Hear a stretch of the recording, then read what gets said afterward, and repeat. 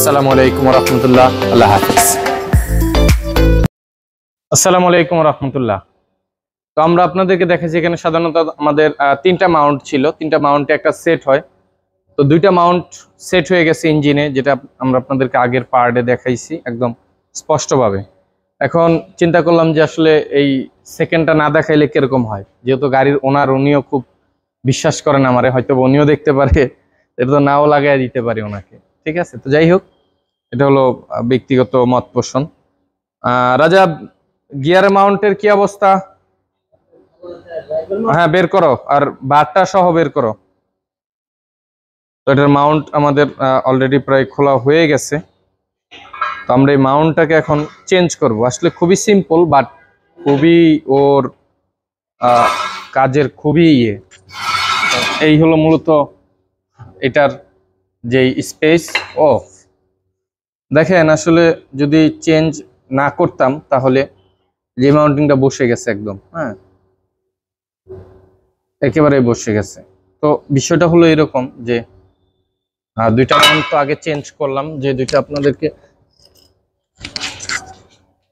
এই দুইটা ছিল গাড়ির পুরাতন, এর ভিতরে তো এটা একদম ছিঁড়ে গেছে, যেটা আপনাদেরকে দেখালাম। তার ভিতরে এটা মোটামুটি আর কি এখন আছে হলো আপনার এইটা, এটাও একই অবস্থায় এটার কাতারে আছে, মোটামুটি একটু হার্ড হয়ে গেছে, বাট চেঞ্জ করা লাগবে।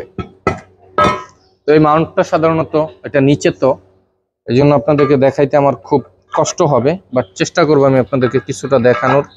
এইভাবে সাধারণত বসবে, আর এটার উপরে গিয়ার বক্সটা এখানটাতে বসবে, গিয়ার বক্সটা। তো এটা যেহেতু এটার ওয়েটটা থাকে আপনার, এই মাউন্টের যে আপনার রিফিলটা থাকে মূলত, যেটাকে আমরা সিলিকন কিংবা রাবার বলি, এগুলো যেহেতু আপনার এই যে দেখতেছেন এটা খুব সফট, বাট এটা বসে যায়, যেটা হলো আপনার চাপ থাকার কারণে। আর ওইটার যেটা হলো ওইটার অয়েল ভিতরে থাকার কারণে ওটা ঢুকে যায় তখন। হ্যাঁ, সিস্টেম খুবই বিশেষ করে জার্মানি গাড়িগুলো সিস্টেমটা খুবই ডিফারেন্স হয়ে থাকে, এটাই স্বাভাবিক, এটা স্বাভাবিক কোনো কিছু নাই। তো মোটামুটি এই যে নতুন মাউন্ট, আর আগে উঠে আন না, আমি একটু দেখাবো এক নজর। তো এখানে হলো আমাদের তিনটা মাউন্ট চেঞ্জ হয়েছে, যে তিনটা আমরা আপনাদেরকে আরেকটা নজর এটা দেখাবো, যে তিনটা মাউন্ট। আপনি মাউন্ট ধরাইতে থাকেন, আমি দেখতেছি। তো এখানে হলো আপনাদেরকে আবার দেখাই, কারণ যেহেতু গাড়ির ওনার এখানে নাই, উনি গাড়ি দিয়ে চলে গেছে, তো এই জন্য ওনার খুব বিষয়, কারণ এটা আস্থা এবং বিশ্বাসের উপর থেকে সাধারণত আসে। তো এই হলো মাউন্ট তিনটা, আমরা যেই পুরাতন মাউন্টগুলো আছে এগুলো এখন আপনাদেরকে আমরা দেখালাম। এই হলো পুরাতন মাউন্টগুলো। আচ্ছা, এখন চলুন আমরা একটা নজর দেখি সাইডে রাউন্ড কভার কি কি লাগানো বা কেস লাগাই ফেলো, শেষ করো। আরো কাজ আছে না, কাজগুলো তো করতে হবে। না, ম্যাট লাগবে না আমার। তো এই যে মাউন্টটা সেট হচ্ছে এখানে, এখানে এই যে মাউন্টটা সেট হচ্ছে এই জায়গায়।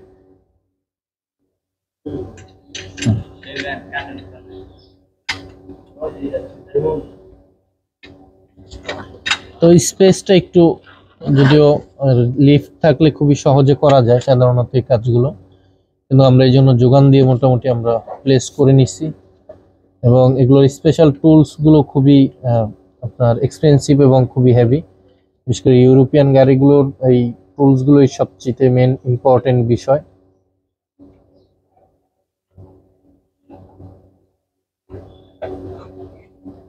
তো এই হলো আমাদের মাউন্টটা লাগবে হলো গিয়ার বক্সে, আর যেটা হলো আপনার ক্রস বার সেটা হবে নিচে।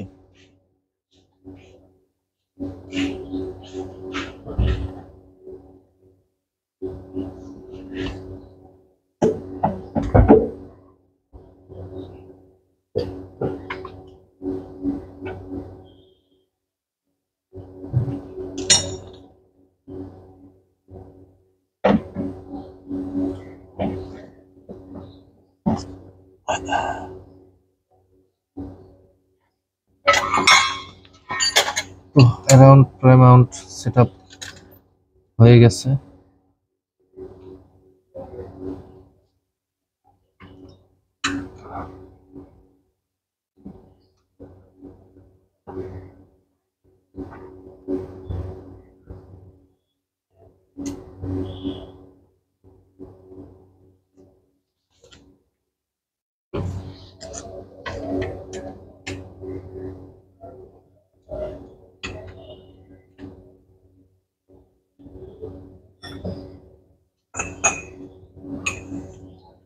ফাইনাল টাইট হচ্ছে।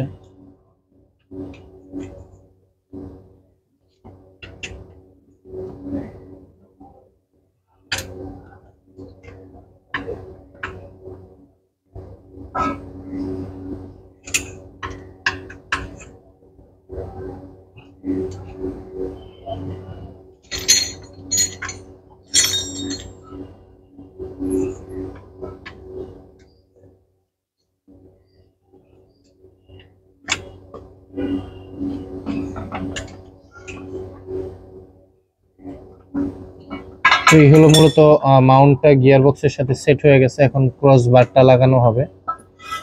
এই হলো ক্রস বার।